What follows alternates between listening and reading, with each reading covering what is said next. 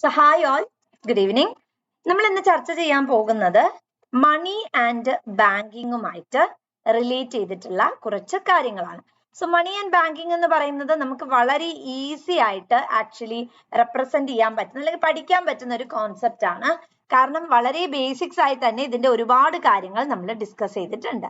So money എന്ന് പറഞ്ഞിട്ടുണ്ടെങ്കിൽ നമുക്ക് അറിയാം, it is something which can be used for day to day transactions അല്ലെ. പണ്ടൊന്നും നമുക്ക് എന്തുണ്ടായിരുന്നില്ല, മണി എന്ന് പറയുന്ന ഒരു കോൺസെപ്റ്റ് ഉണ്ടായിരുന്നില്ല. സോ അന്ന് നമുക്ക് അറിയാം, അന്നുണ്ടായിരുന്ന അല്ലെങ്കിൽ അന്ന് എക്സിസ്റ്റ് ചെയ്ത സിസ്റ്റം എന്ന് പറയുന്നത് ബാർട്ടർ സിസ്റ്റം ആയിരുന്നു അല്ലെ. ബാർട്ടർ സിസ്റ്റം എന്ന് പറഞ്ഞിട്ടുണ്ടെങ്കിൽ എന്താ, goods were exchanged for goods ആണ്. Goods were exchanged for goods ആണ്. നമ്മൾ കമോഡിറ്റീസ് എന്താ ജനറലി ചെയ്തിരുന്നത്, ട്രാൻസ്ഫർ ചെയ്യായിരുന്നു ചെയ്തിരുന്നത് അല്ലെ. അതായത് ഒരു കമോഡിറ്റി മറ്റൊരു കമോഡിറ്റിക്ക് വേണ്ടിയിട്ട് നമ്മൾ ട്രാൻസ്ഫർ മെക്കാനിസം ആയിരുന്നു കൂടുതലായിട്ടും അവിടെ ഒറിജിനേറ്റ് ചെയ്ത്. അപ്പൊ വലിയ രീതിയിലുള്ള ഒരു ഇൻകറൻസ് അല്ലെങ്കിൽ വലിയ രീതിയിലുള്ള സംഭവങ്ങളോ ഒന്നും തന്നെ നമ്മൾ അവിടെ എന്ത് ചെയ്തിരുന്നില്ല, അവിടെ നമ്മൾ ഒറിജിനേറ്റ് ചെയ്തിരുന്നില്ല. ബാർട്ടർ സിസ്റ്റത്തിന് അതുകൊണ്ട് തന്നെ ഒരുപാട് തരത്തിലുള്ള ഇംപെർഫെക്ഷൻസും ഉണ്ടായിരുന്നു. നമ്മളിപ്പോ ഒരു പശുവിനെ വാങ്ങുകയാണെങ്കിൽ തിരിച്ചൊരു പശുവിനെ തന്നെ ഇതാക്കുന്നു അല്ലെ, അതൊക്കെ നമുക്ക് അറിയാവുന്ന കാര്യമാണ്. സോ ഇവിടെ ബേസിക് ആയിട്ട് ഇതിന്റെ പ്രോബ്ലംസ് എന്തൊക്കെയായിരുന്നു ചോദിച്ചിട്ടുണ്ടെങ്കിൽ, ഒന്ന് സെർച്ച് കോസ്റ്റ് ആണ്. വളരെ വലിയ രീതിയിലുള്ള ഒരു പ്രോബ്ലം ആയിരുന്നു സെർച്ച് കോസ്റ്റ് എന്ന് പറയുന്നത്. അതായത് നമ്മളിപ്പം നമുക്കറിയാം സിവിലൈസേഷൻസ് അതുപോലെ റാപ്പിഡ് ആയിട്ടുള്ള ചേഞ്ചസ് ഒക്കെ ടേക്ക് പ്ലേസ് ചെയ്തിരുന്ന ഒരു കൾച്ചറൽ ബാക്ക്ഗ്രൗണ്ട് ആയിരുന്നു നമ്മളുടെ എക്കണോമിയിൽ ഉണ്ടായിരുന്നത്. So what happens is that early period of human civilisation വന്നപ്പോ നമുക്ക് പ്രോപ്പർ ആയിട്ട് ഈ ട്രാൻസ്പോർട്ടേഷൻ, ഇപ്പൊ നമുക്കൊരു പശു ആണെങ്കിൽ അന്ന് ട്രാൻസ്പോർട്ടേഷൻ എന്ന് പറയുന്നത് ഇന്നത്തെ കാലത്തെ പോലെ അത്രത്തോളം ഒരു അഡ്വാൻസ്ഡ് പ്ലാറ്റ്ഫോമോ അല്ലെങ്കിൽ അഡ്വാൻസ്ഡ് ലെവൽസോ ഒന്നും ആയിരുന്നില്ല. Great levels of limitations exist ചെയ്തിരുന്നു. അപ്പൊ അതുകൊണ്ട് തന്നെ ഇതിനെയൊക്കെ ട്രാൻസ്പോർട്ട് ചെയ്യുക എന്ന് പറയുന്നത് എന്ത് തന്നെയായിരുന്നു, it was A real burden. അപ്പൊ ഇത് ഇങ്ങനെയുള്ള ഒരു പ്രോബ്ലം വന്നപ്പോഴാണ് ശരിക്കും എന്തിന്റെ എമർജൻസി വന്നത്, ഒരു ഓൾട്ടർനേറ്റീവ് യൂണിറ്റ് അല്ലെങ്കിൽ ഒരു ഓൾട്ടർനേറ്റീവ് ആയിട്ടുള്ള ഒരു സംഭവത്തിന്റെ ഇമ്പോർട്ടൻസ് എന്ന് പറയുന്നത് നമുക്ക് മനസ്സിലാക്കി കൊണ്ടുവന്നത്. സെക്കൻഡ് വൺ എന്താ വെച്ചാൽ lack of double coincidence of wand. Double coincidence of wants, അതായത് പല ഇൻഡിവിജ്വൽസിനെ സംബന്ധിച്ചിടത്തോളം ഇപ്പൊ നമ്മൾ ബാർട്ടർ സിസ്റ്റത്തിന്റെ ഏരിയയിലേക്ക് വരുമ്പോഴാണ് വരുന്നത്, എനിക്കിപ്പോ വേണ്ടത് ഒരു പക്ഷേ ഒരു എന്താ പറയാ പൂച്ചക്കുട്ടീനെ ആയിരിക്കും. പക്ഷെ ഞാൻ കൊടുത്തത് ഒരു പശുവിനെ ആവുമ്പോൾ എനിക്ക് പൂച്ചക്കുട്ടീനെ തിരിച്ചു തന്നാൽ അതിന്റെ വെയിറ്റ് എന്ന് പറയുന്നത് എപ്പോഴും എന്താവണമെന്നില്ല, കറക്റ്റ് ആവണമെന്നില്ല. ഒരു വീറ്റ് കുറച്ച് ക്വാണ്ടിറ്റി ഓഫ് വീറ്റ് നമ്മുടെ ക്ലോത്തിന് വേണ്ടി എക്സ്ചേഞ്ച് ചെയ്യുന്നു. സോ അവിടെയും ബേസിക്കലി എന്തുണ്ട്, പ്രോബ്ലംസ് അറേസ് ചെയ്ത് വരുന്നുണ്ട് അല്ലെ. സോ കൃത്യമായിട്ട് നമ്മൾ എങ്ങനെ അതിനെ ടാബുലേറ്റ് ചെയ്യും അല്ലെങ്കിൽ എങ്ങനെ അതിനെ റെപ്രസെന്റ് ചെയ്യും എന്ന് ചോദിച്ചിട്ടുണ്ടെങ്കിൽ there are serious levels of limitations. Next is lack of division of goods. അത് വളരെ വലിയ രീതിയിലുള്ള ഒരു പ്രശ്നം തന്നെയാണ്. നമ്മൾ എങ്ങനെയാണ്, ഇപ്പൊ ഒരു പശുവാണ് നമ്മളുടെ കയ്യിലുള്ളതെങ്കിൽ ഈ പശുവിനെ നമുക്ക് എങ്ങനെയാണ് മുറിച്ചിട്ട് വിൽക്കാനായിട്ട് പറ്റും, it is not practically possible അല്ലെ. അപ്പം അവിടെ നമുക്ക് ഇപ്പൊ പൈസ ആണെങ്കിൽ നമുക്ക് കൃത്യമായിട്ട് എന്ത് ചെയ്യാം, 10 രൂപ 20 രൂപ 30 രൂപ ഇങ്ങനെ പറഞ്ഞ് നമുക്ക് സ്പ്രെഡ് ഔട്ട് ചെയ്യാനായി പറ്റും. പക്ഷെ ഇവിടെ നമുക്ക് എന്തിനുള്ള പോസിബിലിറ്റി ഇല്ല, അങ്ങനെ ഒരു സ്പ്രെഡ് ഔട്ട് ചെയ്യാനായിട്ടുള്ള പോസിബിലിറ്റി ഇല്ല. കാരണം എന്താ വെച്ചാൽ നമ്മളിപ്പോ 10 രൂപ എന്ന് പറഞ്ഞാൽ നമുക്ക് 10 രൂപ കൊടുക്കാം. പക്ഷെ ഒരു ആനിമലിന്റെ കേസിലാണ് അല്ലെങ്കിൽ ഒരു ക്ലോത്തിന്റെ കേസൊക്കെ വരുന്ന സമയത്ത് നമുക്ക് ഒരിക്കലും അത് പ്രാക്ടിക്കലി പോസിബിൾ അല്ല. നെക്സ്റ്റ് പ്രോബ്ലം എന്തായിരുന്നു വെച്ചാൽ lack of common unit of measurement. നമുക്കൊരു കോമൺ യൂണിറ്റ് ഉണ്ടാവണില്ല. അതായത് ഇപ്പം സേ ഫോർ എക്സാമ്പിൾ ഞാനിപ്പം കുറച്ച് വീറ്റ് ആണ് ഒരാൾക്ക് കൊടുത്തതെങ്കിൽ വീറ്റ് വേ ചെയ്യുന്നത് വേറെ രീതിയിലായിരിക്കും അല്ലെ. വെയിറ്റ് വേറെ രീതിയിലാണ് അതിനെ എക്സ്പ്ലെയിൻ ചെയ്യുന്നത് അല്ലെങ്കിൽ എക്സ്പ്രസ് ചെയ്യുന്നത്. ക്ലോത്ത് ആണെങ്കിൽ അത് മീറ്ററിലാണ്, മറ്റേതാണെങ്കിൽ വേറൊരു യൂണിറ്റിലാണ്. സോ എങ്ങനെ നമുക്ക് ഇതിനെ കമ്പയർ ചെയ്യാനായിട്ട് സാധിക്കാം, we are not able to compare it. അപ്പൊ നമുക്ക് വളരെ സിസ്റ്റമാറ്റിക് ആയിട്ടുള്ള കമ്പാരിറ്റീവ് ഫ്രെയിംവർക്ക് എന്ന് പറയുന്നത് ഉണ്ടായിരിക്കണം. അതിന് നമുക്ക് ഒരിക്കലും എന്തല്ല, ഇത് പ്രാക്ടിക്കലി പോസിബിൾ അല്ല. അപ്പൊ സിൻസ് അത് പ്രാക്ടിക്കലി പോസിബിൾ അല്ലാതെ വരുന്ന സമയത്ത് അത് എന്തിലേക്ക് ക്രിയേറ്റ് ചെയ്യും, ഒരുപാട് തരത്തിലുള്ള പ്രോബ്ലംസിലേക്ക് ക്രിയേറ്റ് ചെയ്യാനുള്ള സാധ്യതകളും ഉണ്ട്. അപ്പൊ നമുക്കിവിടെ ഏറ്റവും ഇമ്പോർട്ടന്റ് ആയിട്ടുള്ള കാര്യം നമ്മുടെ എക്കണോമിയിലെ ട്രാൻസാക്ഷൻ ഓഗ്മെന്റ് ചെയ്യുക എന്നുള്ളതാണ്. അപ്പൊ ഇത്തരത്തിലുള്ള ഇംപെർഫെക്ഷൻസ് വന്നാൽ we have to clear it. അടുത്ത എന്താ വെച്ചിട്ടുണ്ടെങ്കിൽ പ്രോബ്ലം ഓഫ് സ്റ്റോറേജ്. അതൊരു പ്രശ്നം തന്നെയല്ലേ. ഇപ്പൊ നമുക്കൊരു വലിയ പശുവിനെയാണ് നമ്മുടെ കയ്യിലുള്ളത് എന്ന് വിചാരിക്കാം. ഇതിനെ സ്റ്റോർ ചെയ്യാൻ നമ്മളെ വീട്ടിൽ സ്ഥലം ഇല്ല എന്ന് വിചാരിക്കാം. കാരണം അന്നത്തെ കാലത്തൊക്കെ നിങ്ങൾക്കറിയാം ബാർട്ടർ സിസ്റ്റം ഒക്കെ എക്സിസ്റ്റ് ചെയ്തിരുന്ന ആ ഒരു കാലത്തില് അഡ്വാൻസ്ഡ് ആയിട്ടുള്ള എക്കണോമിയിലേക്ക് മൂവ് ചെയ്യുക അല്ലെങ്കിൽ പ്രൊസീഡ് ചെയ്യുക it is of course A practical difficult thing ആണ് അല്ലെ. അപ്പൊ നമുക്ക് പ്രോപ്പർ ആയിട്ട് സ്റ്റോറേജ് ഓപ്ഷൻസ് അവൈലബിൾ ആവുക എന്ന് പറയുന്നതും there were serious levels of limitations. Next is loss of value. വളരെ വലിയ രീതിയിലുള്ള ഒരു ഇംപെർഫെക്ഷൻ തന്നെയായിരുന്നു അന്ന് നമ്മളുടെ ഇതിൽ ഉണ്ടായിരുന്നത്. കാരണം എന്താ വെച്ചിട്ടുണ്ടെങ്കിൽ ഒറിജിനൽ ക്വാളിറ്റിയും അതിന്റെ മൂല്യത്തിനെയും നമുക്ക് കൃത്യമായിട്ട് മെഷർ ചെയ്യാൻ പറ്റുമോ? എപ്പോഴും നമുക്കത് കൃത്യമായി മെഷർ ചെയ്യാൻ പറ്റിയെന്നൊന്നും വരില്ല. കാരണം എന്താ വെച്ചിട്ടുണ്ടെങ്കിൽ പല ഗുഡ്സ് ആവുമ്പോഴും പല രീതിയിലാണ് നമ്മൾ അതിനെ വാലിഡേറ്റ് ചെയ്യുന്നത്. So how can you compare its process or how can you value it? There is a problem associated with that. അപ്പൊ നമുക്ക് കൃത്യമായിട്ട് ഇതിന് ഇന്ന രീതിയിലാണ് വാല്യൂ ജനറേഷൻ വരുന്നത് അല്ലെങ്കിൽ ഇന്ന രീതിയിലാണ് അതിന്റെ വാല്യൂ എന്നൊന്നും നമുക്ക് കറസ്പോണ്ടിങ് അല്ലെങ്കിൽ കൃത്യതയോട് കൂടി നമുക്ക് മാർക്ക് ചെയ്യാനായിട്ട് സാധിച്ചു എന്നും വരില്ല. So there are serious levels of imperfections. So barter സിസ്റ്റത്തിലേക്ക് നമ്മൾ കടന്നപ്പം serious levels of problems and misappropriations ഉണ്ടായിരുന്നു. Especially search cost, lack of double coincidence of want, lack of division of goods, lack of common unit of measurement, storage, loss of value. ഇങ്ങനെ ഒരുപാട് തരത്തിലുള്ള problems generally നമ്മളുടെ barter സിസ്റ്റത്തിന് ഉണ്ടായിരുന്നു. So ഈ barter സിസ്റ്റത്തിന്റെ പ്രോബ്ലംസിനെ ഇല്ലാണ്ടാക്കുക എന്നുള്ളൊരു കൺസേൺ വെച്ചിട്ടാണ് ബേസിക്കലി നമുക്ക് മണി എന്ന് പറയുന്ന ഈ ഒരു കോൺസെപ്റ്റ് ഡെവലപ്പ് ചെയ്ത് വന്നത്. അപ്പൊ ശരിക്കും പറയുന്നത് ആർദർ ഒക്കെ പറയുന്നത് money is what money does എന്നാണ് പറയുന്നത്. അതായത് എന്താണോ മണിക്ക് ബേസിക്കലി ഡിഫറെന്റ് ഡെഫിനീഷൻസ് ഒക്കെ ഉണ്ട്. പക്ഷെ മണി എന്ന് പറഞ്ഞാൽ ബേസിക്കലി എന്താണ്, എന്തെല്ലാം പ്രവർത്തനങ്ങൾ മണി ടേംസിന് ചെയ്യാനായി പറ്റുന്നുണ്ടോ അല്ലെങ്കിൽ മണി എന്ന് പറയുന്ന ആ ഒരു കോൺസെപ്റ്റിന് എന്തെല്ലാം പ്രവർത്തനങ്ങൾ ചെയ്യാനായി സാധിക്കുന്നുണ്ടോ, അങ്ങനെ ചെയ്യാൻ സാധിക്കുന്ന എല്ലാ കാര്യങ്ങളെയും നമുക്ക് എന്ത് ടേം അല്ലെങ്കിൽ എന്ത് ക്ലാസിഫിക്കേഷന്റെ കീഴിൽ കൊണ്ടുവരാം, മണി എന്ന് പറയുന്ന ക്ലാസിഫിക്കേഷന്റെ കീഴിൽ നമുക്ക് കൊണ്ടുവരാന്നാണ് പറയുന്നത്. സോ ബേസിക്കലി നമുക്ക് ഇതിന്റെ ഫങ്ഷൻസിനെ രണ്ടായിട്ട് തരംതിരിക്കാം. ഒന്ന് പ്രൈമറി ഫങ്ഷൻ എന്നും രണ്ടാമത്തേനെ നമുക്ക് സെക്കൻഡറി ഫങ്ഷൻ എന്നും മൂന്നായിട്ട് ക്ലാസിഫൈ ചെയ്യാം. അപ്പൊ നിങ്ങൾക്ക് കുറച്ചുകൂടെ വ്യക്തമാകും. Primary function, secondary function and then you have other functions. So ഇങ്ങനെ മൂന്നായിട്ടാണ് നമുക്ക് വേർതിരിക്കാൻ പറ്റുന്നത്. The very first one is the primary function, then you have the secondary function, then you have other function. So primary functionൽ വരുന്നത് it is medium of exchange ആണ് വരുന്നത്. medium of exchange ആണ്. നമുക്കറിയാം നമ്മൾ commodities വാങ്ങുന്നു. അപ്പൊ commodities വാങ്ങുമ്പോൾ അതിന് നമ്മൾ എന്ത് ചെയ്യണം, പേയ്മെന്റ് നടത്തണം അല്ലെ. സോ ഇവിടെ മണി ടേംസിലാവുമ്പം വളരെ സ്പഷ്ടമായി വളരെ കൃത്യമായി നമുക്ക് എന്ത് ചെയ്യാൻ പറ്റും, പേയ്മെന്റ്സ് ചെയ്യാനായിട്ട് സാധിക്കും. ഒരു പശുവിനെ വാങ്ങുന്നു, ഇത്രയും രൂപ നമ്മൾ പേ ചെയ്യുന്നു. സോ ആ പശുവിന്റെ മൂല്യത്തിനനുസരിച്ച് തന്നെ നമുക്ക് എന്ത് ചെയ്യാൻ പറ്റുന്നുണ്ട്, പേയ്മെന്റ് ഒറിജിനേറ്റ് ചെയ്യാൻ പറ്റുന്നുണ്ട്. So that's an important thing. അടുത്തത് മെഷർ ഓഫ് വാല്യൂ. വളരെ ഇമ്പോർട്ടന്റ് ആയിട്ടുള്ള കാര്യം തന്നെയാണ് അല്ലെ. അതായത് നമുക്ക് കൃത്യമായിട്ട് എത്രയാണോ റേറ്റ് വരുന്നത് ആ റേറ്റ് തന്നെ നമുക്ക് എന്ത് ചെയ്യാൻ പറ്റുന്നുണ്ട്, ചാർജ് ചെയ്യാൻ പറ്റുന്നുണ്ട്. നമ്മൾ ഒരിക്കലും ഒരു പൂവിന് 1000 രൂപ കൊടുക്കില്ല. ഒരു സാധാരണ റോസാ പൂവിന് 1000 രൂപ കൊടുക്കാൻ നമ്മൾ തയ്യാറാവില്ല. ഒരു പക്ഷെ 5 or 10 നമ്മൾ കൊടുക്കാൻ തയ്യാറായേക്കാം. So there is a value which is associated with that particular product. അപ്പൊ അങ്ങനെ നമുക്ക് മൂല്യം കീപ്പ് ചെയ്യണമെങ്കിൽ മണി കൊണ്ട് മാത്രമേ എന്ത് ചെയ്യാൻ പറ്റുള്ളൂ, ടാബുലേറ്റ് ചെയ്യാനായിട്ട് പറ്റത്തുള്ളൂ. സോ ബേസിക്കലി പ്രൈമറി ഫംഗ്ഷൻ എന്ന് പറയുമ്പോൾ രണ്ട് രീതിയിലാണ് അതിനെ കമ്പ്യൂട്ട് ചെയ്യുന്നത്. The first one is it is normally considered as a medium of exchange and the second one is it is considered as a measure of value.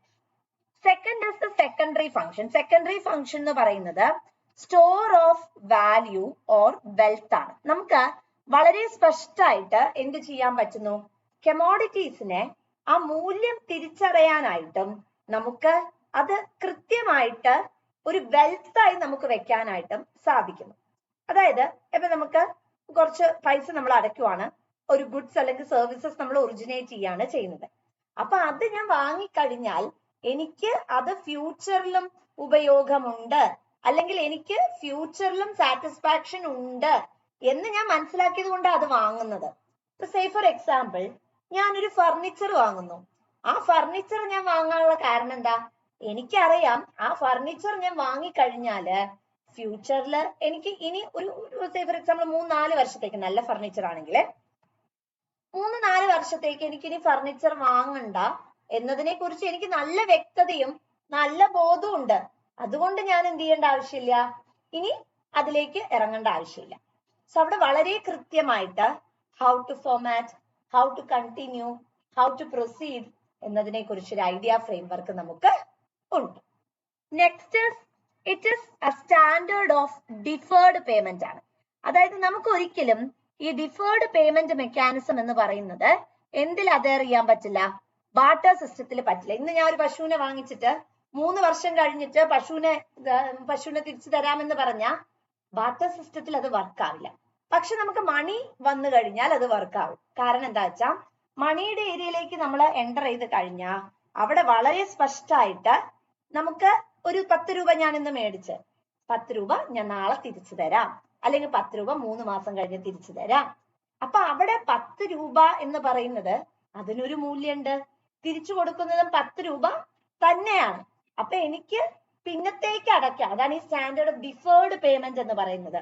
പിന്നത്തേക്ക് അടയ്ക്കാം, പിന്നീട് proceed ചെയ്യാം എന്ന് മുതലായ കമ്പോണൻസ് എന്തിൽ മാത്രമാണ് നമുക്ക് അവൈലബിൾ ആയിട്ടുള്ളത്, മണിയിൽ മാത്രമാണ് അവൈലബിൾ ആയിട്ടുള്ളത്.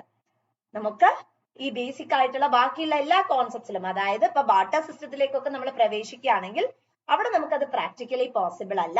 പക്ഷെ ഈ ഒരു ഏരിയയില്, മണിയുടെ ഏരിയയില് നമ്മൾ ഇന്നൊരു കാര്യം വാങ്ങുന്നു, ഫ്യൂച്ചറിൽ നമ്മൾ പേയ്മെന്റ് നടത്താന്ന് പറഞ്ഞാൽ it is quite possible. So basically നമുക്ക് ഇതിനെ ആദ്യത്തത് പ്രൈമറിയുടെ അകത്ത് നിങ്ങളോട് ചോദിക്കുക ഏതൊക്കെയാണ് പ്രൈമറി ഫംഗ്ഷൻ, ഏതൊക്കെയാണ് സെക്കൻഡറി എന്നുള്ളത് സ്റ്റേറ്റ്മെന്റ് വൈസ് ആയിരിക്കും ചോദിക്കുക. So primary functions are medium of exchange and measure of value. Secondary functions are store of value and wealth, standard of deferred payment. അടുത്തത് ട്രാൻസ്ഫർ ഓഫ് വാല്യൂസ്. വളരെ important ആയിട്ടുള്ള concept ആണ് ഇത്. Transfer of value എന്ന് പറഞ്ഞിട്ടുണ്ടെങ്കിൽ നമുക്ക് ഒരു വ്യക്തിയുടെ അടുത്ത് നിന്ന് മറ്റൊരു വ്യക്തിയുടെ അടുത്തേക്ക് ഈ പൈസ നമുക്ക് ട്രാൻസ്ഫർ ചെയ്യാനായിട്ട് സാധിക്കും അല്ലെ. സേ ഫോർ എക്സാമ്പിൾ നമ്മൾ ഫണ്ട് ട്രാൻസ്ഫർ ഒക്കെ ചെയ്യാറുണ്ട്. ഇപ്പം കാലിക്കറ്റിൽ ഇരിക്കുന്ന ഒരാള് തിരുവനന്തപുരത്ത് ഇരിക്കുന്ന ഒരാൾക്ക് നമ്മൾ നെഫ്റ്റ് വഴിയോ അല്ലെങ്കിൽ ഓൺലൈൻ ബാങ്കിങ് ഓപ്ഷൻസ് വഴിയോ ഒക്കെ നമുക്ക് എന്ത് ചെയ്യാം, ഫണ്ട് ട്രാൻസ്ഫർ ചെയ്യാം. അതേപോലെ നമുക്ക് ATM ഓപ്ഷൻസ് ഉപയോഗിച്ചിട്ട് പൈസ അറ്റ് എനി ടൈം, ഒരു റിയൽ ടൈം ഫാക്ടർ ആണ് അല്ലെ, any time you can withdraw. ഇതൊക്കെ എന്തിന്റെയാണ്, ട്രാൻസ്ഫർ ഓഫ് വാല്യൂ തന്നെയാണ്. ഞാനിപ്പോ ഒരാൾ എന്നോട് 1000 രൂപ ചോദിക്കുന്നു, ഞാൻ അയാൾക്ക് 1000 രൂപ ഇട്ട് കൊടുക്കുന്നു. സോ അങ്ങനെ 1000 രൂപ ഇട്ട് കൊടുക്കുന്ന സമയത്ത് there is a transfer of value അല്ലെ. ഞാന് ഒരു 1000 രൂപ എന്ന് പറയുന്ന ആ വിലയുള്ള നോട്ട് എന്ത് ചെയ്യാണ്, വേറെ വ്യക്തിയിലേക്ക് ട്രാൻസ്ഫർ ചെയ്ത് കൊടുക്കുകയാണ്. അപ്പൊ അതിനെന്തുണ്ടാവും, തീർച്ചയായിട്ടും ഓഫ് കോഴ്സ് അതിനൊരു മൂല്യം ഉണ്ടായിരിക്കും അല്ലെ. That is being formulated over there. So basically primary function എന്ന് പറഞ്ഞാൽ medium of exchange, measure of value. Secondary function എന്ന് പറയുമ്പോൾ store of value and wealth, standard of deferred payment, transfer of value. Now let us move on to the other functions. Other functionsലേക്ക് നമ്മൾ പ്രവേശിക്കുന്ന സമയത്ത് അവിടെ നമുക്ക് കാണാൻ പറ്റുന്നത് ഡിസ്ട്രിബ്യൂഷൻ ഓഫ് നാഷണൽ ഇൻകം. അതൊരു വളരെ ഇമ്പോർട്ടന്റ് ആയിട്ടുള്ള കാര്യമാണ് അല്ലെ. പല ടെക്സ്റ്റ് ബുക്സിലും നിങ്ങൾ കാണാത്തൊരു ഏരിയ ആണ്. ബേസിക്കലി നമ്മൾ പ്രൈമറിയും സെക്കൻഡറി മാത്രമായിരിക്കും കണ്ടിട്ടുണ്ടാവുക. ബട്ട് മണി എന്ന് പറയുമ്പോൾ അതിന് വേറൊരു ഫംഗ്ഷൻ, വേറൊന്നല്ല 2 ഫംഗ്ഷൻസും കൂടിയുണ്ട്. The very first function is the distribution of national income. നമുക്കറിയാം നാഷണൽ ഇൻകം പറഞ്ഞിട്ടുണ്ടെങ്കിൽ it's sum total of all goods and services produced in an economy during A financial year ആണ് അല്ലെ. അപ്പൊ ഈ നാഷണൽ ഇൻകം നമ്മൾ distribute ചെയ്യുന്ന സമയത്ത് we know that there are various factors of production, that is land, labor, capital, organization അല്ലെ. ഒരുപാട് factors of production നമ്മൾ ആക്ച്വലി ഒരു പ്രൊഡക്ഷൻ പ്രോസസ്സില് അല്ലെങ്കിൽ ഒരു പ്രൊഡക്ഷൻ യൂണിറ്റില് നമ്മൾ എംപ്ലോയ് ചെയ്യുന്നുണ്ട്. So how it is being divided, അതായത് ഇപ്പൊ ലാൻഡിന് റെന്റ്, ലേബറിന് വേജ്, അപ്പൊ ഇതേപോലെ തന്നെ ഓർഗനൈസേഷൻ പ്രോഫിറ്റ്, ക്യാപിറ്റൽ, ഇൻട്രസ്റ്റ്. അപ്പൊ നാഷണൽ ഇൻകത്തിൽ നിന്നും നമുക്ക് എപ്പോഴും വേണ്ടത് എന്താ, ഈക്വൽ ആയിട്ടുള്ള ഒരു ഡിവിഷൻ തന്നെയാണ് അല്ലെ. അക്കോർഡിംഗ് ടു ദിയർ പെർഫോമൻസ്, അവരുടെ പെർഫോമൻസ് അനുസരിച്ച് നമ്മൾ എന്ത് ചെയ്യുക, കറക്റ്റ് സ്വാപ്പില് അല്ലെങ്കിൽ വളരെയധികം സിസ്റ്റമാറ്റിക് ആയിട്ടുള്ള ഒരു ഡിസ്ട്രിബ്യൂഷൻ മെക്കാനിസം എന്ന് പറയുന്നത് നമ്മൾ എന്ത് ചെയ്യണം, അവിടെ ഇനീഷ്യേറ്റ് ചെയ്യണം. Next is liquidity. നമുക്ക് ഇപ്പൊ നമ്മളുടെ കയ്യിൽ ഒരു ആനയാണ് ഉള്ളത് എന്ന് വിചാരിക്കാം. അപ്പൊ ആനയാണ് ഉള്ളതെങ്കിൽ അതിനെ പെട്ടെന്നൊന്നും നമുക്ക് കൺവേർട്ട് ചെയ്തിട്ട് പൂച്ചനെ വാങ്ങാൻ പറ്റില്ല. കാരണം ഈ ആനനെ വാങ്ങാൻ വീട്ടില് സ്റ്റോർ ചെയ്യാൻ കപ്പാസിറ്റി ഉള്ളവർ മാത്രമായിരിക്കും ബാർട്ടർ സിസ്റ്റത്തിന്റെ സമയത്ത് എന്ത് ചെയ്യുന്നത്, ആനേനെ മേടിക്കുന്നത്. അല്ലാത്തവർക്ക് ആനേനെ മേടിക്കാനായിട്ട് പ്രാക്ടിക്കലി എന്തായിരിക്കില്ല, പോസിബിൾ ആയിരിക്കില്ല. So there are serious levels of limitations over there. അപ്പൊ നമ്മൾ എപ്പോഴും മൈൻഡിൽ വെക്കേണ്ട ഒരു കൺസേൺ അല്ലെങ്കിൽ നമ്മൾ എപ്പോഴും മൈൻഡിൽ വെക്കേണ്ട ഒരു ഫാക്ടർ എന്താ വെച്ചിട്ടുണ്ടെങ്കിൽ മണി തന്നെയാണ്. Money itself is the best. കാരണം നമുക്ക് ലിക്വിഡിറ്റി സൊല്യൂഷൻസ് ഓഫർ ചെയ്തു തന്നത് it is nothing but money തന്നെയാണ്. നമുക്ക് ഈസി ആയിട്ട് എന്ത് ചെയ്യാൻ പറ്റുന്നു, മണി കൺവേർട്ട് ചെയ്യാൻ, അതായത് നമ്മളുടെ കയ്യിലുള്ള ഫോം ഓഫ് ക്യാഷിനെ നമുക്ക് എന്ത് ചെയ്യാൻ പറ്റും, അല്ലെങ്കിൽ നമുക്ക് ഈസി ആയിട്ട് പെട്ടെന്ന് മണീനെ കൺവേർട്ട് ചെയ്ത് സാധനങ്ങൾ വാങ്ങാനായി സാധിക്കുന്നു, ഒരാൾക്ക് മറ്റൊരു വ്യക്തിയിലേക്ക് അയച്ചു കൊടുക്കാനായി പറ്റുന്നു. ഇതൊക്കെ മണി മാത്രമാണ്. കാരണം ഇപ്പൊ ഞാൻ പറഞ്ഞ പോലെ തന്നെ നെഫ്റ്റ് ഉണ്ട്, അതുപോലെ ഓൺലൈൻ ട്രാൻസാക്ഷൻ ഓപ്ഷൻസ് നമുക്ക് അവൈലബിൾ ആണ്. അപ്പൊ അങ്ങനെയൊക്കെ വരുന്ന സമയത്ത് വളരെ ഈസി ആയിട്ട് നമുക്ക് ട്രാൻസാക്ഷൻസ് മൊബിലൈസ് ചെയ്യാൻ ഇത്തരത്തിലുള്ള മണി ടേംസ് നമ്മളെ സഹായിക്കും. So basically നമുക്ക് ഇതിനെ 3 functions ആയിട്ട് categorize ചെയ്യാം. So the very first one is the primary function, which includes medium of exchange, measure of value. Let's move on to the secondary function. Secondary function includes store of value or wealth. The next function is standard of deferred payment, then transfer of value. Next comes other functions. അത് added functions എന്ന് നമ്മൾ basically പറയാറുണ്ട്. അതിന്റെ അകത്ത് വരുന്നത് distribution of national income and liquidity ആണ്. ഇനി നമ്മൾ നോക്കാനായിട്ട് പോകുന്നത് measures of money supply in India. ഇതിൽ നിന്നുമാണ് നിരന്തരമായിട്ട് വളരെ വളരെ ഇമ്പോർട്ടന്റ് ആയിട്ടുള്ള ടോപ്പിക് ആണ്, നിരന്തരമായിട്ട് ചോദ്യങ്ങൾ വന്നുകൊണ്ടിരിക്കുന്നത്. സോ മണി സപ്ലൈ എന്ന് പറഞ്ഞിട്ടുണ്ടെങ്കിൽ it is the total quantity of money that is circulating in our economy. നമ്മുടെ ഇക്കോണമിയിൽ സർക്കുലേറ്റ് ചെയ്യുന്ന മൊത്തം മണിയുടെ ഒരു സം ടോട്ടലിനെയാണ് ആക്ച്വലി മണി സപ്ലൈ എന്നുള്ളത് കൊണ്ട് നമ്മൾ ഉദ്ദേശിക്കുന്നത്. സോ മണി സപ്ലൈനെ ആക്ച്വലി മെഷർ ചെയ്യാൻ 4 മോഡ്സ് ആണ് ഉള്ളത്, അല്ലെ 4 മെഷേഴ്സ് ആണ് ഉള്ളത്. സോ M1 എന്ന് പറഞ്ഞിട്ടുണ്ടെങ്കിൽ ഇറ്റ് ഈസ് കറൻസി, എപ്പോഴും ചോദിക്കാറുള്ളതാണ്, വിത്ത് ദ പബ്ലിക്, അതായത് പബ്ലിക്കിന്റെ കയ്യിലുള്ള നോട്ട്സ്, കോയിൻസ് മുതലായവ. Currency with the public plus demand deposits plus other deposits held with RBI. ഇതാണ് നമ്മുടെ M1 എന്ന് പറയുന്നത്, എപ്പോഴും ചോദിക്കാറുള്ള ചോദ്യമാണ്. M2 എന്ന് പറഞ്ഞാൽ M1 പ്ലസ് ഇതിന്റെ കൂടെ post office saving deposits. M3 എന്ന് പറഞ്ഞാൽ M3 is M1 plus time deposit of all commercial banks and cooperative banks. M4 വരുമ്പം M3 plus total deposits with post office saving organization excluding national saving certificate. So ഞാൻ ഒന്നുകൂടെ repeat ചെയ്യാം. നമ്മുടെ രാജ്യത്ത് മണി supply എന്ന് പറഞ്ഞാൽ total quantity of money that is normally created in our economy or circulating in our economy. മൊത്തത്തിലുള്ള money എക്കണോമിയിൽ എത്ര circulate ചെയ്യേണ്ടത്, അതാണ് ബേസിക്കലി മണി സപ്ലൈ കൊണ്ട് ഉദ്ദേശിക്കുന്നത്. അപ്പം ഈ മണി സപ്ലൈ ഫിഗേഴ്സ് നമ്മൾ ഒഫീഷ്യലി എന്ത് ചെയ്യേണ്ട ആവശ്യം വരും, നമുക്ക് പബ്ലിഷ് ചെയ്യേണ്ട ആവശ്യമായിട്ടൊക്കെ വരും. അറ്റ് ദാറ്റ് ടൈം നമുക്ക് പലതരത്തിലുള്ള ഫോർമേഷൻസ് ഓഫ് മെഷേഴ്സിലേക്ക് പോകാം. M1 എന്ന് പറഞ്ഞാൽ ഇറ്റ് ഇസ് കറൻസി, അതായത് notes and coins with the public plus demand deposits plus other deposits held with RBI. M2 എന്ന് പറഞ്ഞാൽ M1 plus post office saving deposits. M3 പറഞ്ഞാൽ M1 plus time deposits of all commercial banks and cooperative banks ആണ് വരുന്നത്. And M4 എന്ന് പറഞ്ഞിട്ടുണ്ടെങ്കിൽ basically M3 plus total deposits with post office saving organisation excluding national savings certificate. So ഇവിടെ ഓരോ രീതിയിലും ഈ എല്ലാ മണി സപ്ലൈ ടാബുലേറ്റ് ചെയ്തിട്ട് അതിന്റെ ബേസിസിലാണ് നമ്മൾ ആക്ച്വലി എന്ത് ചെയ്യുന്നത്, ഡിസിഷൻസ് ഫോർമുലേറ്റ് ചെയ്യുന്നത്. നമ്മുടെ രാജ്യത്ത് ഇവിടെ പല രീതിയിലുള്ള ഇപ്പൊ M1, M2, M3, M4 എന്ന് പറയുന്ന മെഷേഴ്സ് അവൈലബിൾ ആണ്. ഏത് യൂസ് ചെയ്യണം എന്നുള്ളത് it is according to a particular country. ഇവിടെ M1 എന്ന് പറയുന്നതിനെ നാരോ മണി എന്നാണ് പറയുക. നമ്മൾ ജനറലി M3, M4 ആണ് ചൂസ് ചെയ്യാറ്. M1 നാരോ മണിയാണ്. M3 എന്ന് പറയുന്നത് ബ്രോഡർ മണിയാണ്. ഇനി M1 എന്ന് പറയുന്നതാണ് മോസ്റ്റ് ഇമ്പോർട്ടന്റ് മണി സപ്ലൈ. നമ്മുടെ രാജ്യത്ത് ഒരിക്കലും ഒഴിച്ചുകൂടാൻ പാടില്ലാത്ത കമ്പോണൻസ് ആണ് M1 വരുന്നത്. കാരണം ഈ M1 ജനങ്ങളുടെ കയ്യിൽ എത്ര കാശ് ഉണ്ട്, എത്ര നോട്ട്സ്, എത്ര കോയിൻസ് എന്നുള്ളതിനെ കുറിച്ച് നമ്മളൊരു എസ്റ്റിമേഷൻസിലേക്ക് പോകുന്നത്. അതേപോലെ M1 ആണ് ഏറ്റവും ലിക്വിഡ് ആയിട്ടുള്ള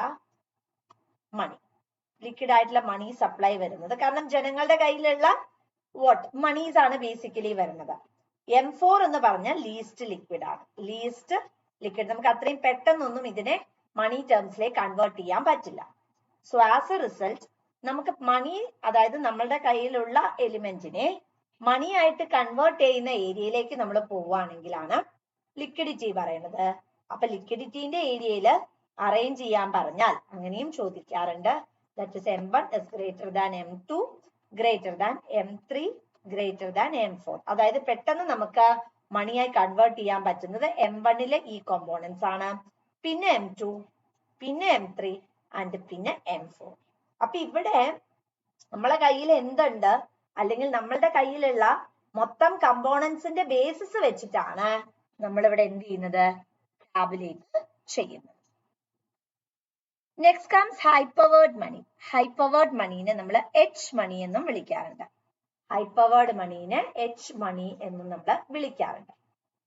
അപ്പൊ ഇവിടെ ഹൈപ്പവേർഡ് മണി എന്ന് പറഞ്ഞിട്ടുണ്ടെങ്കിൽ ആക്ച്വലി അവിടെ ഒറിജിനേറ്റ് ചെയ്യുന്ന concept, it refers to the currency held by the public plus cash reserves of bank and other deposits with RBI. അപ്പൊ ഇത്രയും ഈ മൂന്ന് കാര്യങ്ങൾ നിങ്ങളോട് ചോദിക്കുക, ഹൈപ്പവേർഡ് മണിയിൽ ഏതൊക്കെ കമ്പോണൻസ് ആണ് വരുന്നത് എന്നുള്ളതാണ്. അപ്പൊ അതിന്റെ അകത്ത് ബേസിക്കലി വരുന്നത് നമുക്ക് ഇവിടെ currency held by the public, cash reserves of bank and other deposits of RBI ആണ്. ഇത് നോക്കിയിട്ടാണ് ബേസിക്കലി എന്ത് ചെയ്യുന്നത്, നമ്മുടെ രാജ്യത്ത് വളരെ വലിയ രീതിയിലുള്ള മണി സപ്ലൈ ആണോ ഒറിജിനേറ്റ് ചെയ്യുന്നത്, അതോ ഒരു കോമൺ ലെവലിലാണോ അത് എക്സിസ്റ്റ് ചെയ്യുന്നത്, മുതലായ കാര്യങ്ങളെ കുറിച്ച് നമ്മൾ ചർച്ച ചെയ്യുന്നു. Next comes commercial banks. നമുക്കിനി കമേഴ്ഷ്യൽ ബാങ്കിന്റെയും അതേപോലെ സെൻട്രൽ ബാങ്കിന്റെയും ഫങ്ഷൻസ് കൂടി പഠിക്കാനുണ്ട്. സോ കൊമേഴ്ഷ്യൽ ബാങ്ക് എന്ന് പറഞ്ഞിട്ടുണ്ടെങ്കിൽ നമുക്കറിയാം അതിന്റെ ഫങ്ഷൻസ്, നമുക്ക് ഡേ ടു ഡേ അഫയേഴ്സിൽ നമ്മളെ സഹായിക്കുന്ന ബാങ്കിങ് മോഡ്സിനെയാണ് നമ്മൾ ബേസിക്കലി എന്തായിട്ട് പറയുന്നത്, കൊമേഴ്ഷ്യൽ ബാങ്ക്സ് എന്നുള്ളതായിട്ട് നമ്മൾ ആക്ച്വലി ടാബുലേറ്റ് ചെയ്യുന്നത്. സോ കൊമേഴ്ഷ്യൽ ബാങ്കിലേക്ക് നമ്മൾ പ്രവേശിച്ചാൽ അതിന്റെ ഫങ്ഷൻസിനെ നമുക്ക് പലതായിട്ട് പറയാനായി സാധിക്കും. അതിലെ ഒന്നാമത്തത് അക്സെപ്റ്റൻസ് ഓഫ് ഡിപ്പോസിറ്റ്സ് ആണ്. ജനങ്ങളുടെ അടുത്ത് നിന്ന് പൈസ കളക്ട് ചെയ്യുക എന്നുള്ളത് ഇപ്പം സെൻട്രൽ ബാങ്കിനെ സംബന്ധിച്ചിടത്തോളം ഒന്നും അവർക്കത് ചെയ്യാനായിട്ട് പ്രാക്ടിക്കലി നടക്കൂല അല്ലെ. അപ്പൊ ഈ ഫണ്ട് കളക്ഷൻസ് ഒക്കെ ആക്ച്വലി അണ്ടർടേക്ക് ചെയ്യുന്നത് ആര് തന്നെയാണ്, കൊമേഴ്ഷ്യൽ ബാങ്ക് ആണ്. ബിസിനസ് എന്റിറ്റീസിന്റെ കയ്യിൽ നിന്നാകാം, പബ്ലിക്കിന്റെ അടുത്ത് നിന്നാകാം, അല്ലെങ്കിൽ ഈവൻ അതർ ഇൻസ്റ്റിറ്റ്യൂഷൻസിന്റെ അടുത്ത് നിന്ന് പോലും ഫണ്ട് കളക്ട് ചെയ്യുന്നത് ആരാണ്, കൊമേഴ്ഷ്യൽ ബാങ്ക്സ് ആണ്. അപ്പൊ ഇവിടെ നമ്മൾ ഈ ഡിപ്പോസിറ്റ്സ് അക്സെപ്റ്റ് ചെയ്യാന്ന് പറയുമ്പോൾ അതിന്റെ മൂന്ന് രീതിയിൽ നമുക്ക് പറയാം. ഒന്ന് current account deposit. Current account ഡെപ്പോസിറ്റിനെ നമ്മൾ ഡിമാൻഡ് ഡെപ്പോസിറ്റ്സ് എന്നും പറയും. First one is current account deposit, അതിന് നമ്മൾ ഡിമാൻഡ് ഡെപ്പോസിറ്റ് എന്ന് പറയും. ജനറലി ഈ ബിസിനസ് എന്റിറ്റീസ് ഉണ്ടായിരിക്കുമല്ലോ, അതായത് വലിയ വലിയ രീതിയിൽ പെട്ടെന്നൊക്കെ ഫണ്ട് ആവശ്യമായിട്ടൊക്കെ വരുന്ന ആൾക്കാരുണ്ടാവുമല്ലോ. അങ്ങനത്തെ ആൾക്കാരാണ് ബേസിക്കലി ഏതിലേക്ക് ടാബുലേറ്റ് ചെയ്യുന്നത്, അല്ലെങ്കിൽ ഏത് തരത്തിലുള്ള നിക്ഷേപങ്ങൾ അണ്ടർടേക്ക് ചെയ്യുന്നത്? കറന്റ് അക്കൗണ്ട് ഡെപ്പോസിറ്റ്സ് എന്ന് പറയുന്നത്, അല്ലെങ്കിൽ ഡിമാൻഡ്. ഈ ഡിമാൻഡ് ഡെപ്പോസിറ്റ്സ് എന്ന് പറഞ്ഞാൽ തന്നെ പേരിൽ നിന്ന് തന്നെ നമുക്ക് വ്യക്തമാണ്, it can be called on demand ആണ് അല്ലെ. അതായത് നമ്മുടെ ഡിമാൻഡിനനുസരിച്ചിട്ട് നമുക്ക് എന്ത് ചെയ്യാൻ പറ്റും, അത് അക്സെപ്റ്റ് ചെയ്യാനും എല്ലാം ചെയ്യാനായിട്ടുള്ള ഒരു ഓപ്ഷൻ നമുക്ക് അവിടെ അവൈലബിൾ ആണ്. ഇവിടെ എത്ര തവണ വേണമെങ്കിലും, ജനറലി നമുക്ക് ഇൻട്രസ്റ്റ് ഒന്നും കിട്ടാത്തത് കൊണ്ട് എത്ര തവണ വേണമെങ്കിലും എന്ത് ചെയ്യാം, എപ്പോൾ വേണമെങ്കിലും വിഡ്രോ ചെയ്യാം. നമ്മൾ ബാങ്കിൽ കൊണ്ടുപോയി ക്യാഷ് നിക്ഷേപിക്കുന്ന സമയത്ത് ലോങ് ടേം പെർസ്പെക്റ്റീവിൽ ഇട്ടാൽ മാത്രമേ നമുക്ക് അവിടെ എന്ത് കിട്ടുള്ളൂ, നമുക്ക് അവിടെ ആ ഒരു ഫണ്ട് മെക്കാനിസം അല്ലെങ്കിൽ ആ ഒരു ഇൻട്രസ്റ്റ് എന്ന് പറയുന്നത് നമുക്ക് റാപ്പിഡ് ആയിട്ട് കിട്ടുള്ളൂ. പക്ഷെ ഇവിടെ എന്താ, ഒരു ബ്രേക്സ് വരുന്നുണ്ട്, ഷോർട്ട് ടേം സ്കെനാരിയോസ് വരുന്നുണ്ട് അല്ലെ. അപ്പൊ അങ്ങനെ വരുന്ന സമയത്ത് നമുക്ക് അതിനെ മെയിൻറ്റെയിൻ ചെയ്യണം, അല്ലെങ്കിൽ അതിനെ നമുക്ക് എന്ത് ചെയ്തേ മതിയാവുള്ളൂ, ടാബുലേറ്റ് ചെയ്തേ മതിയാവുള്ളൂ. അപ്പൊ അതിനായിട്ട് നമ്മളെ ഏറ്റവും കൂടുതൽ സഹായിക്കുന്ന ഒരു മെക്കാനിസമാണ് എന്ത്, നമ്മളെ കറന്റ് അക്കൗണ്ട് ഡെപ്പോസിറ്റ്സ് എന്ന് പറയുന്നത്. Next comes saving deposits. Saving account deposits എന്ന് പറഞ്ഞിട്ടുണ്ടെങ്കിൽ ബേസിക്കലി ഇൻഡിവിജ്വൽസ് ആണ് എന്ത് ഒറിജിനേറ്റ് ചെയ്യുന്നത്, ഈ ഒരു സേവിങ്സ് ഡെപ്പോസിറ്റ് എന്ന് പറയുന്നത് ഒറിജിനേറ്റ് ചെയ്യുന്നത്. അപ്പം അത് വരുന്നത് നമ്മളുടെ അക്സെപ്റ്റൻസ് ഓഫ് ഡെപ്പോസിറ്റിന്റെ കീഴിൽ തന്നെയാണ് savings deposit. So acceptance of ഡെപ്പോസിറ്റിലെ first one current account deposit അല്ലെങ്കിൽ demand deposit. Next one savings account deposit. Individuals അല്ലെങ്കിൽ ഹൗസ് ഹോൾഡ്സ് ആണ് മെയിൻറ്റെയിൻ ചെയ്യുന്നത്. ഡിപ്പോസിറ്ററിന് എന്ത് ചെയ്യാം, എപ്പോ വേണമെങ്കിലും മണി ഡിപ്പോസിറ്റ് ചെയ്യാനും വിഡ്രോ ചെയ്യാനും ഉള്ള റൈറ്റ് ഉണ്ട്. പക്ഷേ ലിമിറ്റേഷൻസ് ഉണ്ട്. അതായത് ഇത്ര തവണ മാത്രമേ, കാരണം അതിനൊരു ഇൻട്രസ്റ്റ് ഉള്ളത് കൊണ്ട് ഇത്ര തവണ മാത്രമേ ചെയ്യാൻ പറ്റുള്ളൂ എന്നുള്ളൊരു ലിമിറ്റേഷൻ ഉണ്ട്. പക്ഷെ കറന്റ് അക്കൗണ്ട് ഡെപ്പോസിറ്റിന് അതില്ല. കാരണം എന്താ വെച്ചിട്ടുണ്ടെങ്കിൽ ബിസിനസ് എൻറ്റിറ്റീസ് ആണ്. അപ്പൊ ബിസിനസ് എൻറ്റിറ്റീസിന്റെ കേസിലേക്ക് വരുമ്പോ അവർ ഇത്ര തവണയെ പാടുള്ളൂ, അല്ലെങ്കിൽ ഇത്രയേ റെസ്ട്രിക്ഷൻസ്, അങ്ങനെയൊന്നും ജനറലി നമുക്ക് പോസ്റ്റുലേറ്റ് ചെയ്യാനായിട്ട് പറ്റില്ല. അടുത്തത് ഫിക്സഡ് ഡെപ്പോസിറ്റ്. ഫിക്സഡ് ഡെപ്പോസിറ്റ് അല്ലെങ്കിൽ ടൈം ഡെപ്പോസിറ്റ് അല്ലെങ്കിൽ ടേം ഡെപ്പോസിറ്റ് എന്ന് പറയും. ഓൾട്ടർനേറ്റീവ് നെയിംസ് ആണ് ഫിക്സഡ് ഡെപ്പോസിറ്റ്, ടൈം ഡെപ്പോസിറ്റ് അല്ലെങ്കിൽ ടേം ഡെപ്പോസിറ്റ്. ആ പേര് പറയുന്ന പോലെ തന്നെ അവിടെ നമ്മൾ ഡിപ്പോസിറ്റ് ചെയ്യുന്ന amount it is for a fixed time span ആണ് വരുന്നത്. ഇൻട്രസ്റ്റ് ഉണ്ട്. ആ ഒരു ഫിക്സഡ് പീരീഡ് കഴിയാതെ നമുക്ക് ഒരിക്കലും എന്ത് ചെയ്യാൻ പറ്റില്ല, മണി വിഡ്രോ ചെയ്യുക എന്ന് പറയുന്നത് പ്രാക്ടിക്കലി പോസിബിൾ അല്ല. റെഗുലേഷൻസ് ഉണ്ട്, റെസ്ട്രിക്ഷൻസും ഉണ്ട്. കാരണം നമ്മൾ ബാങ്കിൽ ഫണ്ട് കൊണ്ട് ഇട്ടിട്ടുണ്ടെങ്കിൽ അവര് ബാങ്കിൽ ആ ക്യാഷ് നിക്ഷേപിച്ച് വെക്കുകയല്ല ചെയ്യുന്നത്, മറിച്ച് they are going for higher and higher swaps of investment potentiality. So what happens is that അവര് ഇൻവെസ്റ്റ്മെന്റ് നടത്തുന്നു, അതിന് റിട്ടേൺസ് ജനറേറ്റ് ചെയ്യുന്നു, and they are moving ahead. അങ്ങനെയുള്ള ഒരു പ്രോസസ് ആണ് അവിടെ ജനറലി ടേക്ക് പ്ലേസ് ചെയ്യുന്നത്. സോ കമേഴ്ഷ്യൽ ബാങ്കിന്റെ മേഖലയിലേക്ക് പോകുമ്പോൾ ദ വെരി ഫസ്റ്റ് ഫംഗ്ഷൻ എന്ന് പറയുന്നത് അക്സെപ്റ്റൻസ് ഓഫ് ഡെപ്പോസിറ്റ് ആണ്. So when you go for acceptance of deposit, അവിടെ കറന്റ് അക്കൗണ്ട് ഡെപ്പോസിറ്റ്സ് ഉണ്ട്, അതിന് ഡിമാൻഡ് ഡെപ്പോസിറ്റ്സ് എന്ന് പറയും, സേവിങ്സ് ഡെപ്പോസിറ്റ് ഉണ്ട്, അതേപോലെ തന്നെ you have fixed deposits. Next is loans and advances. അത് വളരെ വലിയ രീതിയിലുള്ള ഒരു ഫാക്ടർ തന്നെയാണ് ലോൺസ് ആൻഡ് അഡ്വാൻസസ് എന്ന് പറയുന്നത്. ഇൻഡിവിജ്വൽസിന് ബേസിക്കലി എന്ത് ചെയ്യാനുള്ള ഓപ്ഷൻ തരുന്നുണ്ട്, ലോൺസ് എടുക്കാനായിട്ട്. അതുപോലെ തന്നെ ആർക്കെങ്കിലും എന്തെങ്കിലും ഫണ്ട്, എമർജൻസി ഫണ്ട്സ് വരികയാണെങ്കിൽ, say for example ordinary loans provide ചെയ്യുക, ഓവർ ഡ്രാഫ്റ്റ് ഫെസിലിറ്റീസ് ഒക്കെ നമുക്ക് ബേസിക്കലി എന്ത് ചെയ്യുന്നുണ്ട്, കൊമേഴ്ഷ്യൽ ബാങ്ക്സ് പ്രൊവൈഡ് ചെയ്യുന്നുണ്ട്. സെൻട്രൽ ബാങ്ക്സിന് അങ്ങനെയുള്ള ഒരു ഓപ്ഷൻ ഇല്ല അല്ലെ. കൊമേഴ്ഷ്യൽ ബാങ്ക് തന്നെയാണ് ബേസിക്കലി എന്ത് ചെയ്യുന്നത്, ഈ ഒരു പെർട്ടിക്കുലർ ഏരിയയിൽ ഡീറ്റെയിൽ ഔട്ട് ചെയ്യുന്നത്. അവർ തന്നെയാണ് ബേസിക് ആയിട്ടുള്ള ഈ ഒരു ട്രാൻസാക്ഷൻ മെക്കാനിസത്തിലേക്കും ഓത്തറൈസ് ചെയ്തിട്ട് വരുന്നത്. Next is creation of credit അല്ലെ. അതായത് നമ്മളുടെ എക്കണോമിയിൽ നമുക്ക് എന്ത് ചെയ്യണം, ക്രെഡിറ്റ് സപ്ലൈ ക്രിയേറ്റ് ചെയ്യണം. അപ്പം അവിടെ ഏറ്റവും കൂടുതൽ നമ്മളെ സഹായിക്കുന്നത് കൊമേഴ്ഷ്യൽ ബാങ്ക്സ് തന്നെയാണ്. ഇപ്പം സേ ഫോർ എക്സാമ്പിൾ എന്റെ കയ്യിൽ കുറച്ച് പൈസ വെച്ചത് കൊണ്ട് ഒരിക്കലും എന്താവണമെന്നില്ല, നമ്മളുടെ എക്കോണമിയിൽ ഫണ്ട് ജനറേറ്റഡ് ആവണമെന്നില്ല. നമ്മുടെ എക്കോണമിയിൽ ഫണ്ട് ജനറേറ്റഡ് ആകണമെങ്കിൽ എന്ത് തന്നെ ആവശ്യമുണ്ട്, എക്സ്ചേഞ്ച് ചെയ്തേ പറ്റുള്ളൂ അല്ലെ. അതായത് ഒരാളുടെ കയ്യിൽ നിന്നും പൈസ മറ്റൊരാളുടെ കയ്യിലേക്ക് ഫ്ലോ ചെയ്താൽ മാത്രമേ എന്ത് സംഭവിക്കുള്ളൂ, എക്കണോമിയിൽ ഫണ്ട് എന്ന് പറയുന്നത് നമുക്ക് ജനറേറ്റ് ചെയ്യാനായിട്ട് സാധിക്കുള്ളൂ. അല്ലാതെ ഞാൻ ജസ്റ്റ് ഹോൾഡ് ചെയ്ത് വെച്ചിട്ടുണ്ടെങ്കിൽ it won't create fund generation in my economy or in an economy. So അത് basically take place ചെയ്യണം, അല്ലെങ്കിൽ അത് sustained ആയിട്ട് undertake ചെയ്യണമെങ്കിൽ there must be creation of credit. And ആരാണ് basically അത് ചെയ്യുന്നത്? It is nothing but the commercial bank ആണ്. കൊമേഴ്ഷ്യൽ ബാങ്കിന് ഡിപ്പോസിറ്റ് കിട്ടിക്കഴിഞ്ഞിട്ടുണ്ടെങ്കിൽ അവർ ഒരിക്കലും എന്ത് ചെയ്യില്ല, അതിൽ കയ്യിൽ വെച്ചുകൊണ്ടിരിക്കുകയല്ല ചെയ്യുന്നത്, മറിച്ച് they are going for higher and good swaps of investment. So അങ്ങനെ നല്ല സ്വാപ്സ് ഓഫ് ഇൻവെസ്റ്റ്മെന്റ് ഓപ്പർച്യൂണിറ്റിയിലേക്ക് പോകുന്ന സമയത്ത് ഫണ്ട് ജനറേറ്റ് ചെയ്യാനും അതേപോലെ തന്നെ നമുക്ക് ഡെവലപ്മെന്റ് ഫംഗ്ഷൻസിലേക്ക് ഓതറൈസ് ചെയ്യാനായിട്ടും എന്ത് സാധിക്കും, അവിടെ നമുക്ക് സാധിക്കുകയാണ് ചെയ്യുന്നത്. നെക്സ്റ്റ് ഫംഗ്ഷൻ ആയിട്ട് നമുക്ക് പറയാൻ പറ്റുന്നത് ബിൽസ് ഓഫ് എക്സ്ചേഞ്ച്. അത് വളരെയധികം ഇമ്പോർട്ടന്റ് ആയിട്ടുള്ള ഒരു കാര്യമാണ് അല്ലെ. അതായത് discounting bills of exchange.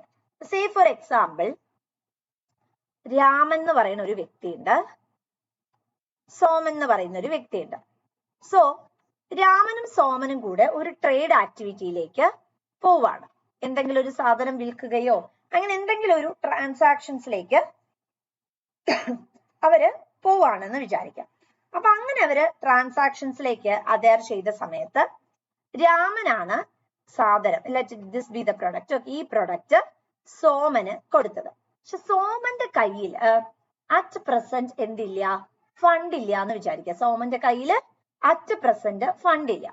So Soman bank SBIയിലാണ് സോമന്റെ account ഉള്ളത്. സോ സോമൻ ഒരു ബിൽ ഓഫ് എക്സ്ചേഞ്ച് മെയിൻറ്റെയിൻ ചെയ്യുന്നു. അത് ബിൽ ഓഫ് എക്സ്ചേഞ്ച് മെയിൻറ്റെയിൻ ചെയ്ത് രാമന് കൊടുക്കുന്നു. സോമൻ പറയാണ് 21st ഫെബ്രുവരിന് ഞാൻ എന്ത് ചെയ്യാം, പേയ്മെന്റ് നടത്താന്ന്. അപ്പൊ suppose this is Jan 1st ആണെന്ന് വിചാരിക്കാം. അപ്പൊ എന്ത് ചെയ്യാണ്, രാമൻ പോയി, രാമൻ അപ്പം തന്നെ പൈസ കിട്ടണം. സോ രാമൻ എന്ത് ചെയ്തു, രാമന് നേരെ ഈ സോമന്റെ അക്കൗണ്ട് ഉള്ള സ്റ്റേറ്റ് ബാങ്ക് ഓഫ് ഇന്ത്യയിൽ പോകാം. എന്നിട്ട് എന്ത് ചെയ്യാം, ഈ സ്റ്റേറ്റ് ബാങ്ക് ഓഫ് ഇന്ത്യ ഇപ്പൊ ഇല്ല, അപ്പൊ സ്റ്റേറ്റ് ബാങ്കേ ഉള്ളൂ. സ്റ്റേറ്റ് ബാങ്കിൽ പോണു, എന്നിട്ട് ഈ ബിൽ ഓഫ് എക്സ്ചേഞ്ച് പ്രസന്റ് ചെയ്യുന്നു. സേ ഫോർ എക്സാമ്പിൾ 100 രൂപയാണെന്ന് വിചാരിക്കുന്നത്. സിമ്പിൾ എക്സാമ്പിൾ എടുത്തുന്നേ ഉള്ളൂ.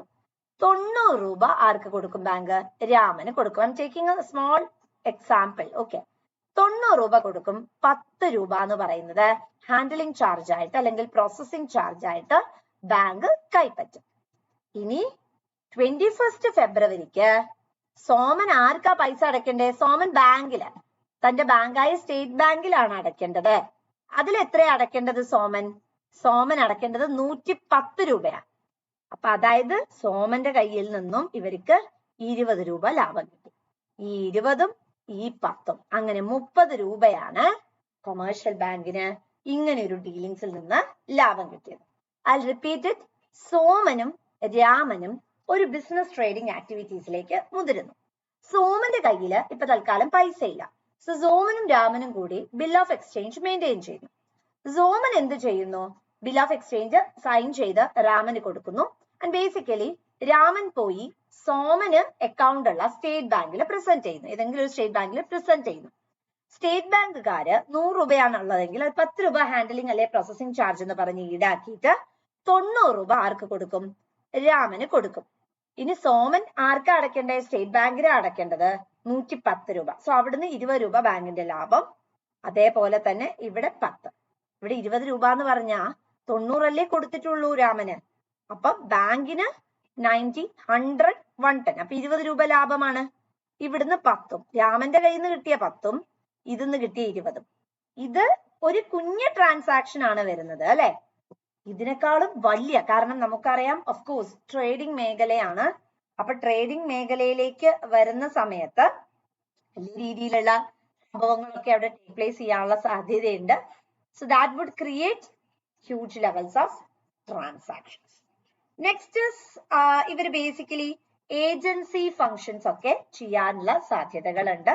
ഏജൻസി ഫങ്ഷൻസ് എന്നൊക്കെ പറയുമ്പം പ്രോമിസറി നോട്ട്സ്, അതേപോലെ തന്നെ ഈ ബേസിക്കലി ഗോൾഡ്, സിൽവർ ഇതൊക്കെ പർച്ചേസ് ചെയ്യുക, ഇങ്ങനെയൊക്കെയുള്ള കാര്യങ്ങളൊക്കെ ബേസിക്കലി ടാബുലേറ്റ് ചെയ്യാനായിട്ട് കൊമേഴ്ഷ്യൽ ബാങ്ക്സ് ആസ് ഏജൻസ്, ഒരു ഏജന്റ് ആയിട്ട് രണ്ട് ഇൻഡിവിജ്വൽസിന്റെ ഇടയിൽ ഏജൻസ് ആയിട്ട് അവർ ബിഹേവ് ചെയ്യാനുള്ള സാധ്യതകളുണ്ട്.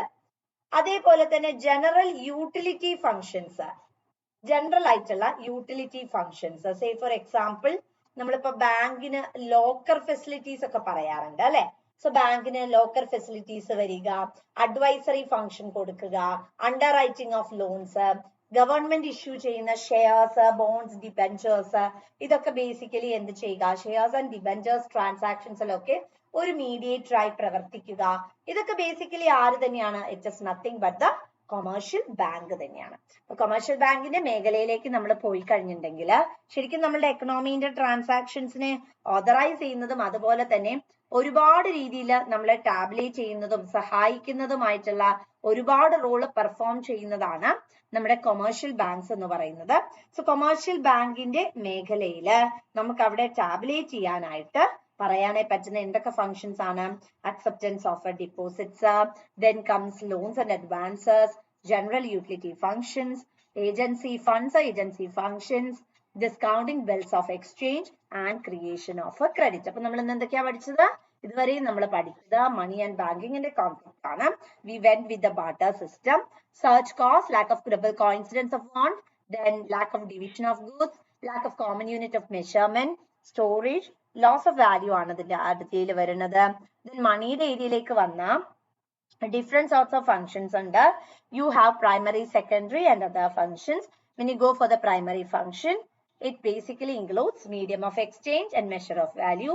When you go for the secondary function, it basically includes store of value or wealth, standard of deferred payment, transfer of value.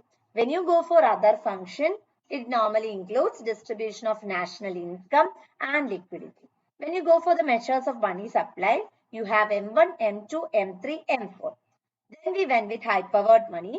When you go for commercial banks, the functions are generally divided into many, which includes acceptance of deposits, which includes current account deposits or demand deposits, savings deposit, fixed deposits. When you go for, then you have the general utility function, then loans and advances, agency function, discounting bills of exchange and creation of credit. Then ഇനി നമുക്ക് നോക്കാനുള്ളത് ഒരു problem ആണ്. ഒന്നല്ല, actually നമുക്ക് കുറച്ച് problems നോക്കാനുണ്ട്. നമുക്കൊരു 2 problems ഒന്ന് solve ചെയ്ത് നോക്കാനുണ്ട്. ഓക്കെ, 2 പ്രോബ്ലംസിലൂടെ നമുക്ക് മണി ക്രിയേഷനെ കുറിച്ചാണ് പഠിക്കാനുള്ളത്.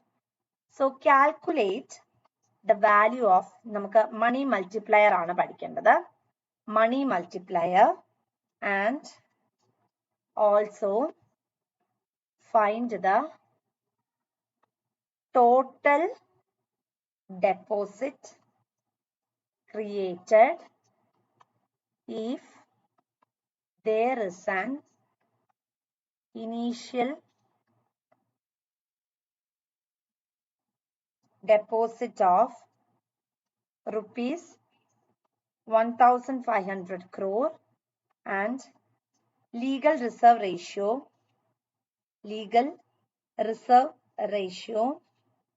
is 15%. ലീഗൽ റിസർവ് റേഷ്യോ എന്ന് പറഞ്ഞാൽ വേറൊന്നുമല്ല, ക്യാഷ് റിസർവ് റേഷ്യോ നമുക്ക് പഠിക്കാണ്ട്. ക്യാഷ് റിസർവ് റേഷ്യോവും സ്റ്റാറ്റ്യൂട്ടറി ലിക്വിഡിറ്റി റേഷ്യോയും കൂടി കമ്പൈൻ ചെയ്യുന്നതിനെയാണ് നമ്മൾ ആക്ച്വലി ലീഗൽ റിസർവ് റേഷ്യോ എന്നുള്ളത് കൊണ്ട് ഒറിജിനേറ്റ് ചെയ്യുന്നത്. അപ്പൊ നമുക്കിവിടെ ഒരു ക്വസ്റ്റ്യൻ തന്നത് മണി മൾട്ടിപ്ലയർ ആണ് നമുക്ക് പഠിക്കേണ്ടത് അല്ലെ കണ്ടുപിടിക്കേണ്ടത്. അപ്പൊ മണി മൾട്ടിപ്ലയർ എന്ന് പറഞ്ഞിട്ടുണ്ടെങ്കിൽ ഇതിന്റെ ഡെഫിനേഷൻ ഇങ്ങനെയാണ്. മണി മൾട്ടിപ്ലയറിന് വേറൊരു ഓൾട്ടർനേറ്റീവ് നെയിം ഉണ്ട്, ഡിപ്പോസിറ്റ് മൾട്ടിപ്ലയർ എന്നും പറയാറുണ്ട്. Money multiplier otherwise known as deposit multiplier ആണ്. So money multiplier measures the amount of money that the banks are able to create in the form of deposits. Money multiplier or deposit multiplier measures the amount of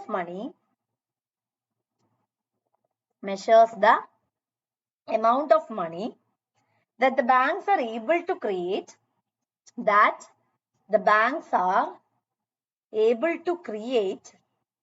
in the form of deposits.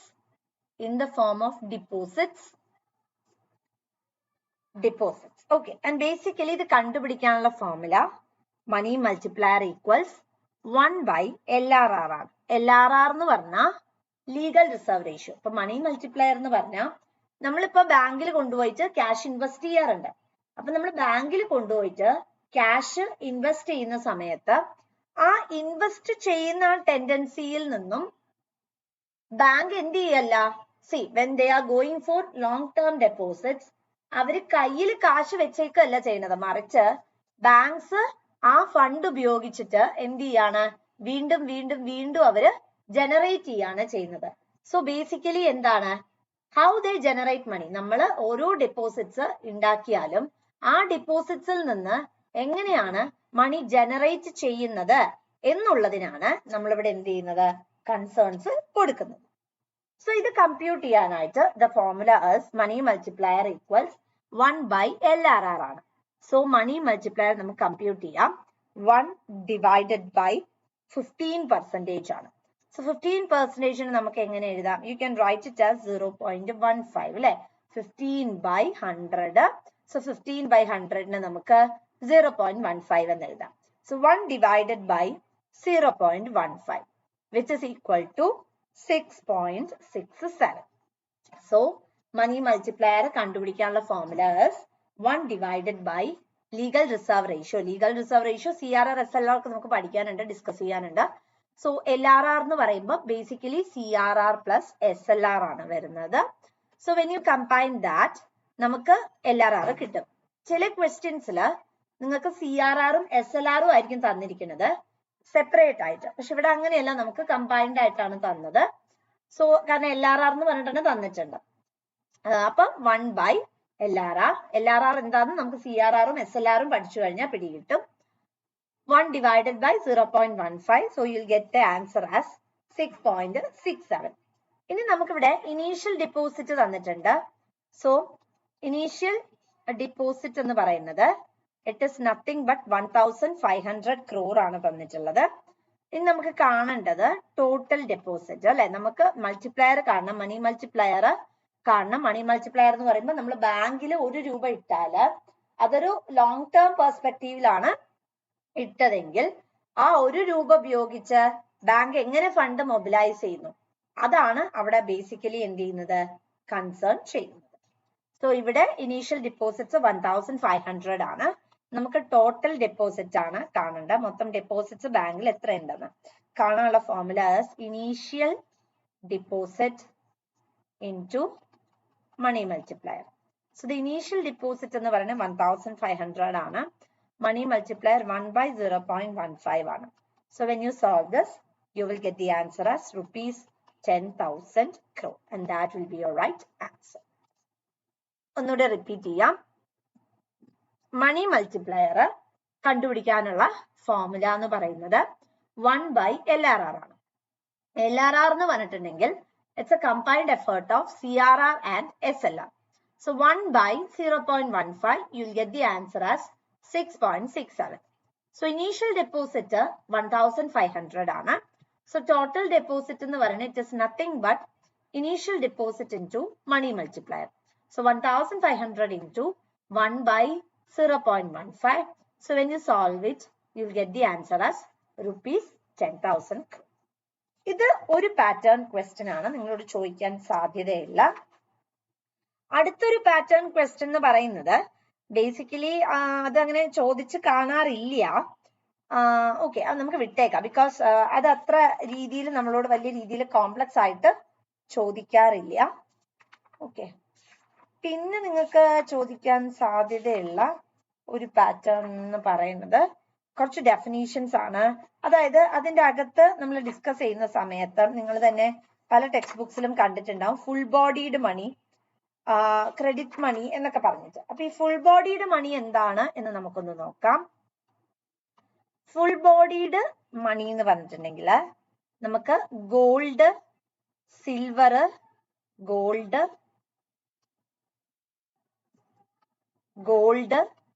Silver ഇതൊക്കെയാണ് ഇതിന്റെ examples ആയിട്ട് basically വരുന്നത്.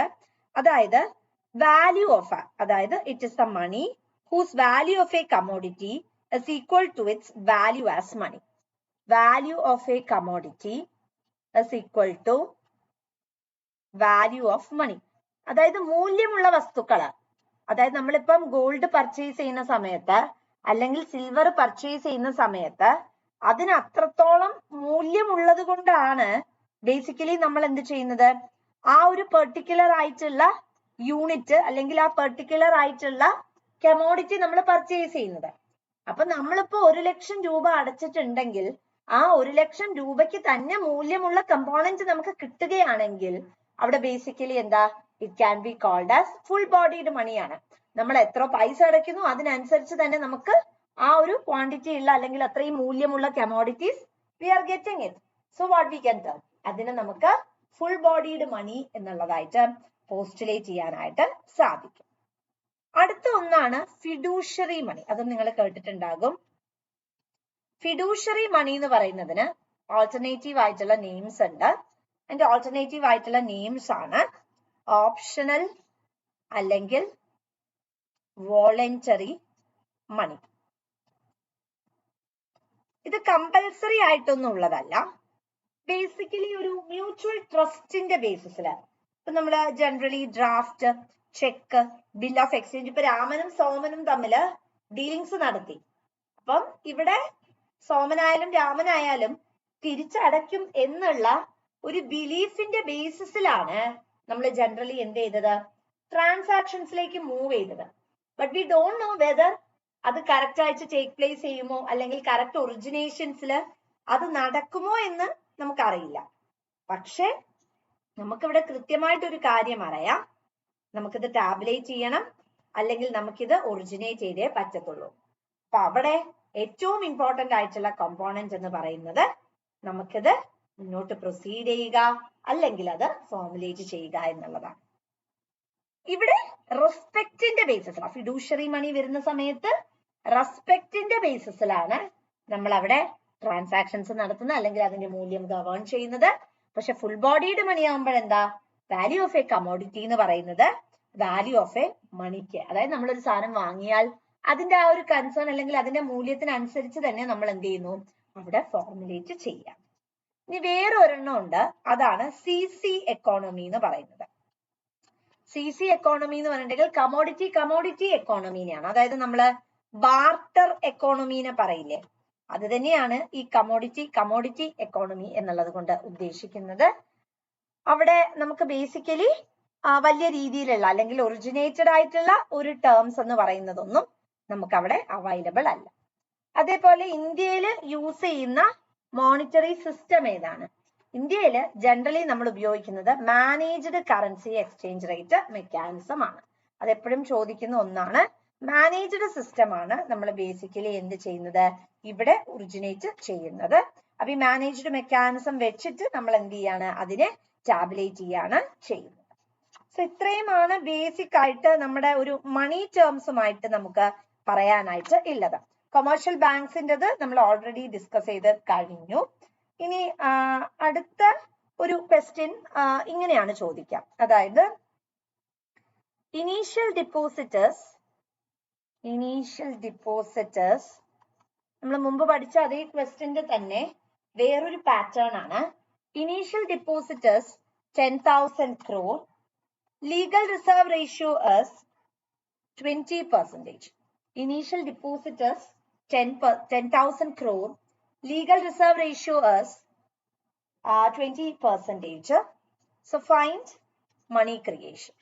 So നമ്മൾ കുറച്ചു മുമ്പ് കണ്ടിട്ടുള്ള അതേ pattern തന്നെയാണ് നമുക്ക് ഇവിടെയും ഓത്തറൈസ് ചെയ്യേണ്ടത്. വേറെ ഡിഫറൻസ് ഒന്നുമില്ല. That is initial deposit into 1/LRR. So ഇവിടെ ഇനീഷ്യൽ ഡിപ്പോസിറ്റ് എന്ന് പറയുന്നത് 10,000 ആണ് ഇൻറ്റു 1/20% ആണ്. So when you solve this you will get the answer as ₹50,000 crore ആണ് വരുന്നത്. The same thing. അപ്പൊ ഇനി നമുക്ക് പഠിക്കാനുള്ളത് നെക്സ്റ്റ് സെഷനിൽ സെൻട്രൽ ബാങ്കിനെ കുറിച്ച് പഠിക്കാനുണ്ട്. അതേപോലെ തന്നെ we have to discuss about merger and acquisitions. ഇപ്പൊ റീസെന്റ് ആയിട്ട് ഒരുപാട് ബാങ്ക്സ് മെർജർ ആൻഡ് അക്വിസിഷൻ പ്രോസസ്സിലേക്ക് എൻ്റർ ചെയ്തിട്ടുണ്ട്. അപ്പൊ അതും വളരെ ഇമ്പോർട്ടന്റ് ആയിട്ടുള്ള കാര്യങ്ങളാണ്. അതൊന്ന് നമുക്ക് ഡിസ്കസ് ചെയ്യാം. നമ്മൾ ഇന്ന് പഠിച്ചത് മണിയിലെ ബാർട്ടർ സിസ്റ്റത്തെ കുറിച്ച് നമ്മൾ ചർച്ച ചെയ്തു. Then we discussed about moneyയുടെ functions. We have the primary, secondary and other functions. Then we discussed about M1, M2, M3, M4. Liquidity ന്റെ concerns which we just explained it. We explained about high-powered money. Then commercial bank ന്റെ functions. Acceptance of deposits, loans and advances, general utility function, agency funds, agency function, bills of discounting, discounting bills of exchange, creation of credit. Then we went with initial deposits, like total deposits എങ്ങനെ കണ്ടുപിടിക്കും? Body money, value of a commodity equals value of money, fiduciary money, CC economy. CC economy എന്ന് പറഞ്ഞാൽ barter based ആയിട്ടുള്ള, അതായത് commodity transactionsന് വേണ്ടിയിട്ട് നമ്മൾ എന്ത് ചെയ്യാണ്? മണി ഒറിജിനേറ്റ് ചെയ്യുക അല്ലെങ്കിൽ ടാബുലേറ്റ് ചെയ്യുന്ന മെക്കാനിസത്തിനെയാണ് ജനറലി എന്ത് ചെയ്യുന്നത്? ഇവിടെ നമ്മൾ ടാബുലേറ്റ് ചെയ്യുന്നത്. ഇനി സെൻട്രൽ ബാങ്ക് ഉണ്ട്. അതുപോലെ തന്നെ നിങ്ങൾക്ക് ഈ ബേസിക് ആയിട്ടുള്ള CRR, SLR മുതലായ കാര്യങ്ങളും ചർച്ച ചെയ്യാൻ